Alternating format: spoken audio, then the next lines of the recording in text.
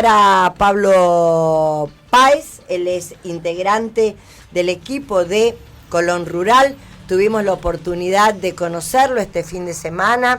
Se acercó y acompañó la transmisión de la Fiesta Nacional del Sol. Agradecerte nuevamente, Pablo, y te escuchamos con las novedades del día.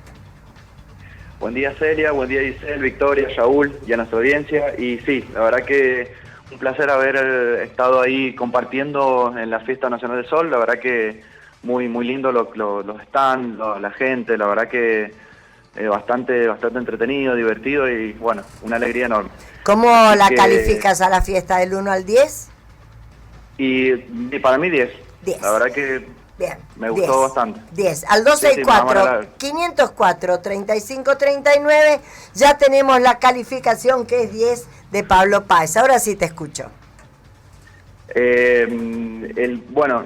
Hoy vamos a traer, siguiendo más o menos lo que hemos estado hablando anteriormente, lo que son las plantas. Hemos estado hablando de lo que son las plantas que se adaptan a nuestro medio, que se llaman plantas xerófitas. Esta palabra xerófita proviene de dos vocablos, que significa xero, que significa seco, y fita, planta. O sea, son plantas adaptadas a un ambiente seco, como el nuestro, que estas plantas forman parte de nuestra flora. Siguiendo la huertita, esto unido a la huertita de Colón, donde venimos con el alfabeto, el sábado nos tocó la letra J, así que bueno, un fiel representante de la J para nuestro medio es la jarilla, ¿no es cierto? La jarilla, bueno, y otras plantas más también, como el jengibre, la jojoba, pero bueno, nuestro medio, adaptada, ¿no es cierto?, a estas condiciones, es la jarilla, ¿no es cierto? Bueno, volviendo a las plantas xerófitas, estas plantas son que se adaptan. Las plantas tienen que adoptar distintas estrategias para poder adaptarse. Por ejemplo, muchas de ellas son suculentas, como por ejemplo, y también las otras también reservan, o sea, usan sus tejidos para guardar agua, por ejemplo las cactáceas. Y también lo que hacen, también adaptan la fotosíntesis, es decir, la captación del carbono del ambiente. Tienen distintos mecanismos, ¿no es cierto?, donde pueden, por ejemplo, dentro de la planta tienen un órgano que se llama estomas, que son un conjunto de células que lo utilizan para la respiración. Bueno, las plantas al respirar, al tomar el dióxido de carbono, al fijar el carbono del ambiente, tienen que abrir su estoma, y eso inevitablemente para ellas les requiere una pérdida de agua, ¿no es cierto?, que para nuestro medio el agua es un recurso muy valioso. Entonces las plantas lo que hacen es, por ejemplo, algunas que se llaman CAM, lo hacen durante la noche, donde las temperaturas son más bajas. Entonces, bueno, por ejemplo, un método, ¿no es cierto?, que tienen las plantas, bueno, las CAM son las crasuláceas, ¿no es cierto?, por ejemplo, la que tenemos en nuestras casas, que una que es suculenta, ¿no es cierto?, bueno, esa es una de los... Por eso todas las pencas, todas estas plantas son las que se adaptan a nuestros medios, y por ahí son las recomendables para mantener nuestras casas, ¿no es cierto?, porque no requieren tanta cantidad de agua como, por ejemplo, otras plantas que sí.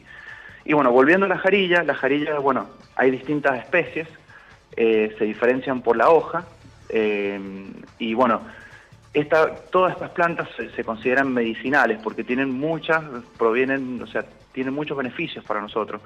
Por ejemplo, la jarilla es antiinflamante, antimicótica, antioxidante, ayuda al sistema inmunológico, y también, bueno, disminuye la caída del cabello también. Y estas plantas se usan mucho para el paisajismo, que tenemos que tener en cuenta nosotros. Por ejemplo, cuando se hace algún jardín, bueno, tenemos que incorporar estas plantas porque, claro, si no tenemos buena disponibilidad de agua, corren el riesgo que se seque, ¿no es cierto? Esta planta no, porque, bueno, se adapta a nosotros en su medio y a la vez provisiona es vistosa, ¿no es cierto?, a la vista.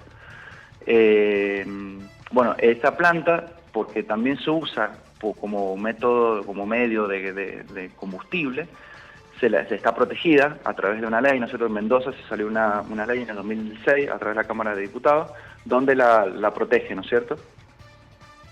Bueno, la otra planta que tenemos dentro de la J es el jengibre. El jengibre es un rizoma, ¿no es cierto?, que se usa porque también tiene muchísimas características tiene muchas propiedades medicinales. Es un rizoma que proviene de Asia, ¿no es cierto? Y se lo utiliza, por ejemplo, se lo utiliza como la raíz, se lo utiliza, se raya, ¿no es cierto? Se adiciona a jugos, se adiciona como condimento porque tiene un picor y un sabor a pimienta, ¿no es cierto?, que le da esa característica a las comidas que le incorporamos. Y la otra que tenemos también es la jojoba, que la jojoba se utiliza la semilla, el aceite de la semilla, se utiliza más que nada principalmente para la cosmética. El aceite de jojoba tiene muchísimas características antioxidantes, tiene vitamina E, ácidos grasos, bueno, todas esas características que tiene la semilla de la jojoba se utilizan en la cosmética como aceites. Así que bueno, esas son las plantas que hemos traído hoy. Y lo otro, Celia, que nos quedó pendiente, me recuerdo que me preguntabas, el tema de los injertos. No sé si recuerdas, Celia. Bueno, los injertos, ¿para qué se utilizan? Los injertos se utilizan son dos partes vegetales, ¿no es cierto?, que se adicionan. Y, por ejemplo, se utiliza mucho en viticultura para provisionar lo que se le dice el pie y la parte aérea. El pie le da características a la parte aérea, por ejemplo, de resistencia a ciertas plagas y enfermedades.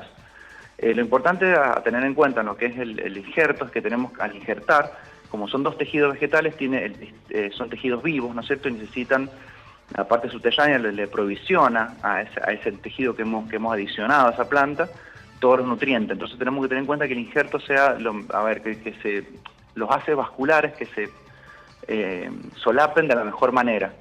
Para eso se utilizan hay varias técnicas de injerto, el injerto en forma T, que es sobre el tallo, por ejemplo en los cítricos, el que decía recién de las vid, que es en forma de omega, o sea que lo que se hace es abarcar la mayor cantidad de superficie sobre el tejido.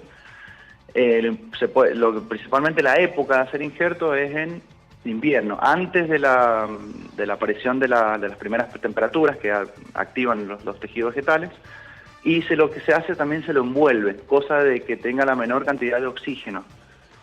¿Sí? Porque tenemos en cuenta que es una herida, ¿no es cierto?, y que esa herida puede entrar un patógeno y en la planta en sí, como son haces vasculares, ¿no es cierto?, no tienen que tener presencia de oxígeno, tienen que tener presencia de los fotoasimilados, por ejemplo. Bueno, muy bien, muchísimas gracias. La verdad que estamos muy entretenidos con lo que sucede en Colón Rural y por supuesto el espejo que se hace aquí en la mañana, todas las mañanas, en el espacio informativo de Radio Colón. Te agradezco un montón, mi querido Pablo, que tengas una excelente semana. Igualmente, Celia, un gusto haber compartido el sábado con ustedes. Igualmente. Y bueno, que tengan excelente semana y bueno, un saludo también a nuestra audiencia. Bueno, muchas gracias, un ángel. Hacemos una pausa, venimos en un ratito con más entrevistas. Comunicate